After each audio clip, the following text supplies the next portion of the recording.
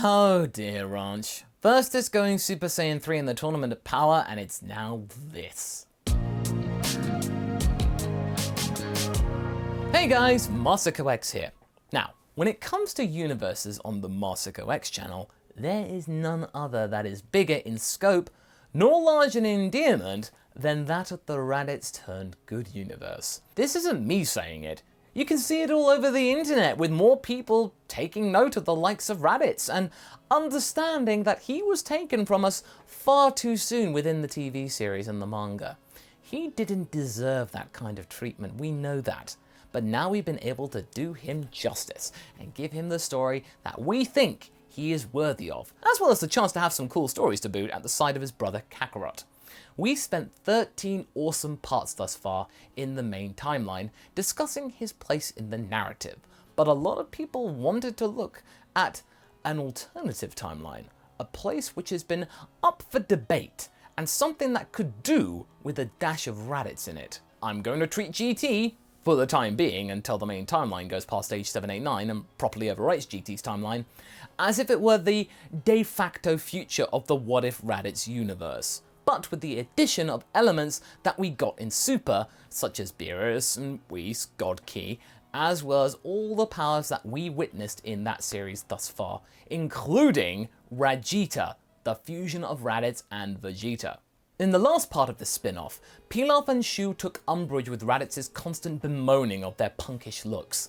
They grew up from the time that they were kids in the Super timeline, just so you know, and so decided to not only turn Goku into a kid, but also Raditz, and as a result, he goes with Pan and Goku as well as Trunks and Goten because we cannot tolerate Goten missing out on this adventure over a silly phone call. This characterization of Goten in the original is terrible. Also, our version of Goten is a lot nicer than the one in the original GT timeline, I'm just gonna say.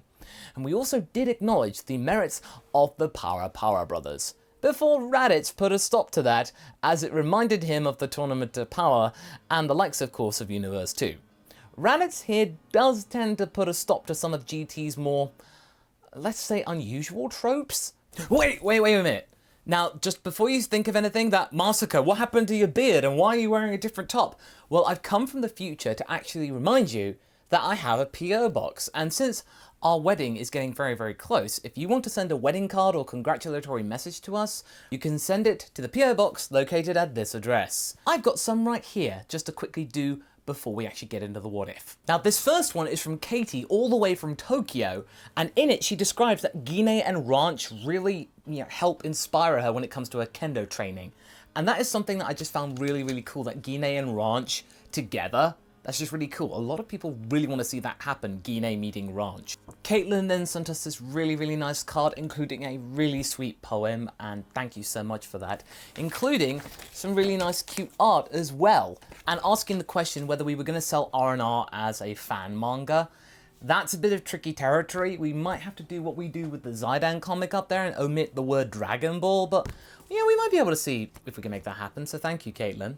Then I got a card from Beram, and he is a regular contributor on my Twitter, and again, thank you so much, Beram. I could just rub this all day. Kian, thank you so much for this card. Ding dong, the bells are gonna chime, as well as actually mentioning that he hopes that we eat a lot of cake on the day. Don't worry, we'll have plenty of that, and especially a lot of red velvet too. Then our pal Ty sent over a letter wishing us congratulations for our marriage, and really nice open letter, and that's why I like the PO box. It allows you to actually take your time with your messages, and it just feels a bit more personal, so thank you so much, Ty, for that one.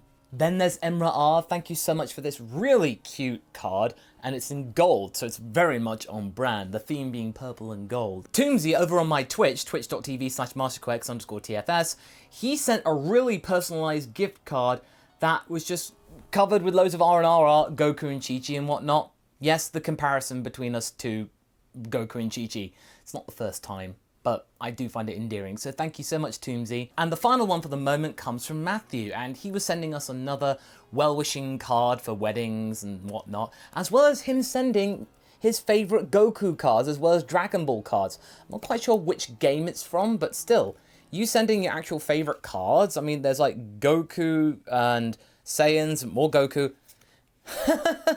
It's Goku and Gohan beating the ever-living schnoz out of Cell, and I love it. So thank you so much, Matthew.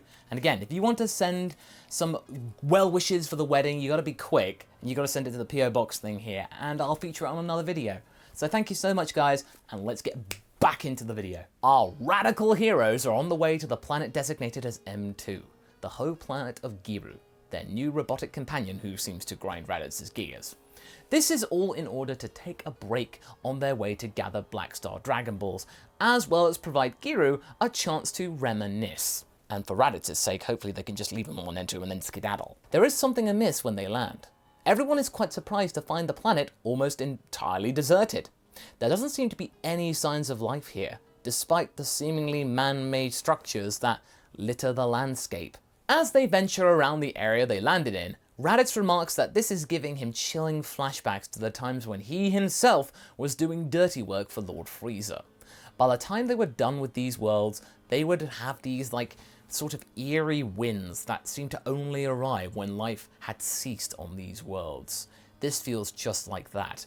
Meanwhile, everything that Giru sees is being transmitted to General Rildo, which he finds extremely illuminating. He especially takes an interest in Raditz. There's no mistaking that hair, as he spies on the group some more. He sends the Sigma Force after them. Now we know what you're thinking. Masako, come on! The Sigma Force posing a problem to our group? There's 5 of them, 2 more than in the original. And for the most part, you would be right. Except in this continuity, we had a little thing called the Tournament to Power happen before this timeline, and things did change accordingly. So, for the purposes of this scenario, let's say that General Rildo and his master had a mysterious ally who held a grudge against Universe 7's team. A grudge which came at the cost of their own universe, and they were keen to settle the score outside of the confines of the tournament grounds, without anyone to stop them. Needless to say, thanks to all this extra support from this as of yet unknown benefactor, the 5 members of the Dragon Team subsequently get captured by a successfully well-coordinated attack and plan from this new Sigma Force. And as that's going on, a missing member of this posse is busy off in another part of the Omniverse, building on a friendship-stroke-rivalry that was formed during the aforementioned tournament, if you may remember. On planet Sadala, our ranch is training with her new friends from this alternate Saiyan home, Caulifla, Kale, and Kaba. It all began after the Tournament of Power, when Caulifla and Ranch began to take an interest in one another, and then fought again at the World Martial Arts Tournament around the time of End of Z, when Pan was about 5 years old. In that tussle, Caulifla won again, but Ranch was keen to follow Caulifla back to Universe 6 and train with them so that they can get stronger and she can break Caulifla's winning streak without having to resort to Super Saiyan 4 and cheating. In that time also, she befriended Kale and Kaba, so as to ease any awkward feelings that Kale may have, and Kaba, he just seemed like a nice guy, you know? Since the Tournament of Power, the inhabitants of planet Sadala have started to unlock greater potential within themselves, thanks to the efforts of Kaba and company, much to Champa's delight. He had instructed the 3 of them to do this by shouting at them after the tournament, "I want more Super Saiyans! Gimme, gimme, gimme!" After all this time, his sweet, sweet mortal level was going up, and the pressure was being taken off of him. So, this would mean he can slack off even more and not have to lose weight. Perfect. Now with more free time, Biles and Champa often attend matches when Ranch is in town. The Fat Cat is pretty intrigued by this whole Super Saiyan 4 thing that Vegeta showed in the tournament, and Ranch had now perfected this herself. And he then demands the Universe 7 Saiyan to teach Caulifla the same trick. His own Super Saiyan 4 fighter? Wow! Even more free time was on the cards perhaps. However, it's not going to be easy to get the guest to comply. You see, Branch is very much aping her father's tendency to be a little over the top in situations like this, rubbing people up the wrong way she doesn't like that much. In this example, she's just trying to play dumb just to irritate Champa, which greatly amuses Vados. After some base form training as well as a smattering of Super Saiyan training, the 4 decide to have some snacks and relax for a little bit before doing some more training because that's what Saiyans do. The conversation then steers towards Universe 7 and Vegeta. Kaba is curious as to what Vegeta and the others have been up to lately. You know, Since the tournament, Vegeta had slowly reduced the amount of times that he got in contact with Kaba. They hadn't really talked that much, and it got to the point where they barely communicated at all, which really saddened Kaba. And this was of course down to the fact that Ranch and Trunks were taking up Vegeta's time training together. Ranch responds that they've mellowed out quite a bit though in the last couple of years, especially Vegeta, since he takes his role as Bra's father very seriously. They all share a bout of laughter at this aside on Vegeta's expense, but are then interrupted by a rather perturbed Vados, who informs Ranch that she has Vegeta on the line through Whis. Vados does not take kindly to being used as some kind of telephony device, to which Whis replies, "Oh, I've come to accept this as a given at this point. You should probably consider the same, sister." When Ranch comes to the phone, Vegeta explains the situation, that Earth somehow has been put in danger by Black Star Dragon Balls, Raditz and Goku turning into kids of course, and the uneasy feeling the world is exhibiting presently. Even though Ranch initially giggles imagining her father and uncle as little boys, she feels that she should probably return to her universe just in case. But she doesn't do that with the help of Vados. Oh no. You see, in the years between R&R's version of Super and R&R's version of GT, Beerus and Champa were convinced by some of our heroes from all of the different universes to wish on Super Shenron for a transit network between all 12 universes, which will allow them to visit each other at will, as well as of course protecting and aiding other worlds in need much faster than before. It's like some sort of galactic railway network. Every transit point is being guarded by said universe's equivalent of the Galactic Patrol, or in the case of Universe 11, a branch of the Pride Troopers. Caulifla and the others drop her off at the nearest station, and Ranch is currently waiting to be transported back to her home universe, unaware of the increasing peril that is befalling her father and uncle. Meanwhile, the Dragon Team members that got captured on M2 are unable to free themselves, as the Sigma Force is able to block their energy and respond to their fighting tactics with an appropriate response and amount of force. Just as if the machines knew Goku's and Raditz's fighting styles inside and out. They also do pretty well against the likes of Goten and Trunks, and the more they struggle, well, it's like a finger trap, the tighter the grip that the robots exert on their prisoners. However, it is Pan who manages to free herself from her cell, not the others. Why is that exactly? Well, it's simply down to the fact that the robots don't really consider her to be that dangerous at all. She's a little girl, since they don't really have any meaningful data on her as well. And in this binary domain, you are either dangerous or you're not. Pan manages to disable one of the robotic guards and steals its shell to masquerade as a guard and explore the compound before rescuing her allies. Now of course, this Pan is a little bit more mischievous thanks to Ranch's influence, so she's just wandering around going, beep boop, I'm a robot. Yeah, this version of Pan is not annoying like the GT one. Thank you, Ranch. After gaining her bearings and understanding how these robots work, she manages to successfully jump Nat, who is holding Goten and Trunks in his body, and stealthily disables him, freeing those two. Now the three younger Saiyans are free, they are ready to free Goku and Raditz. This time, the Sigma robots are taken by surprise, and are unable to deal with this attack.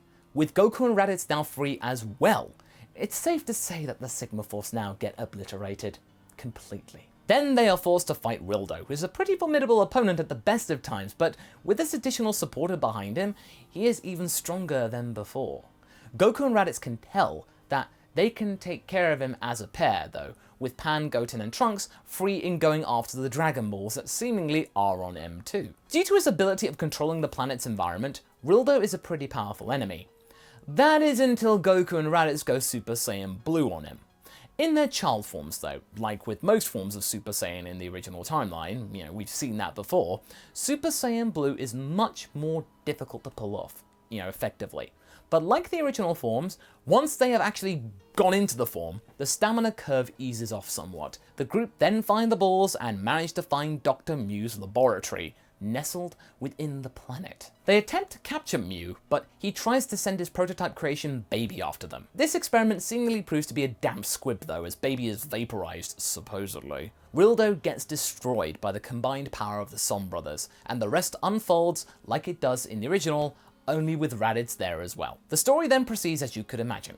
First, Baby takes over Mu's body, then our heroes find a young alien boy and accidentally deliver him to Patal, where he causes some pretty serious chaos. In all of the ensuing confusion and mayhem, Baby manages to reach Earth, where the monster manages to hop from host to host, first using Hercule, then coming across Daikon and Muli. Daikon is really terrified of his brother's sudden change of mood. And remember people, Muli's the more polite and sensitive one. Daikon then calls Gohan for help. This of course causes Baby to take over Gohan as well, once Muli senses Gohan's overall power, him being an even better host. Piccolo tries to stop the creature inside his pupil's body, but you know, he's blasted away like he was nothing. Sadly like the original. Now we have the whole Baby Gohan vs Vegeta duel, but Muli instead feels in for Goten in this scenario. But just as the monster is about to jump ship and take control over Vegeta, someone blocks his path, attempting to blast the monster. Sadly, she misses. It is Ranch, who now has the parasite in her. Oh, you will do just fine. Baby then decides that he won't be looking this gifted horse in the mouth, and he then transforms his new host into Baby Ranch and attempts to spread her infection across the planet. And that's where we're going to be leaving things for right now. So what do you guys think? Is this twist too much to bear for you? Do you think the Universe 6 Saiyans will come to their friend's aid? Leave a comment below and let's get this discussion going, and I shall see you in the next video. Catch you later!